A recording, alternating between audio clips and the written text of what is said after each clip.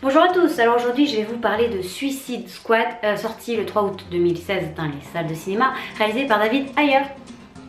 Point 1, beau maquillage, beau costume, belle couleur, donc c'est bien propre, c'est bien fait, c'est joli, c'est esthétique, c'est visuellement beau. En gros.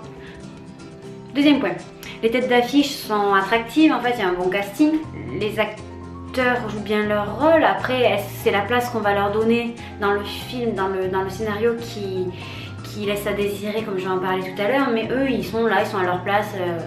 Will Smith, on se rend compte que j'étais un peu sceptique de le voir dans ce film là et pas dans Independence Day 2, petite parenthèse, mais il tient bien son rôle, voilà. Après c'est pas le grand méchant, voilà, ça peut pas être un grand méchant mais il joue bien, c'est un bon acteur et ça le confirme quoi, voilà.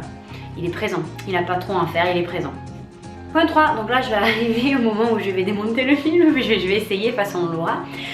Donc le scénario, il n'y a rien de surprenant, j'ai envie même de dire qu'il est nul. Allez, je me lance, il est nul. Un scénario, j'ai jamais vu un scénario aussi nul que celui-là.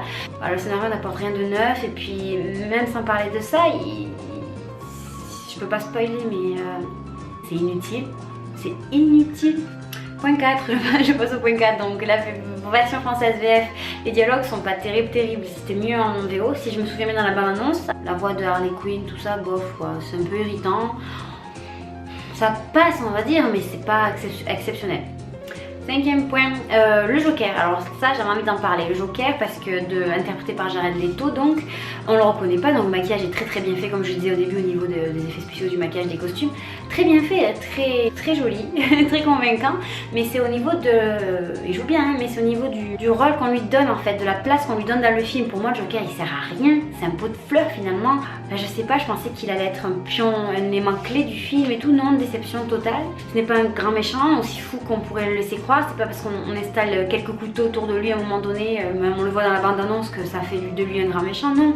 C'est au niveau des actions que les méchants font peur, au niveau de l'ambiguïté. Par exemple, le Joker de Batman faisait vraiment peur en fait. On savait pas ce qu'il pensait, c'était assez perturbant. Là, on lui donne peut-être pas l'occasion de s'exprimer sur ça. Enfin, il n'a pas vraiment d'action horrible, il fait rien d'horrible en fait, donc c'est très dommage, un potentiel complètement sous-exploité et c'est triste. Sixième point, alors maintenant je vais parler des méchants en fait, de ce groupe de méchants. Ce ne sont pas des méchants, ce ne sont pas des vrais méchants, c'est même plutôt un monde de bisounours, c'est des grands amis, c'est du n'importe quoi en fait. Et on aurait dit du Disney quoi, non, on va pas voir Suicide Squad pour voir ça, c'est décevant, c'est décevant. Tout est bien qui finit bien, machin, je t'aime, moi non plus, c'est même pas ça mais j'exagère, mais c'est pas parce qu'elle casse la vitrine une fois Harley Quinn que ça y est, c'est des gros méchants quoi, non, ils font rien de... Non, c'est pas, je suis désolée, c'est des super-héros pour moi.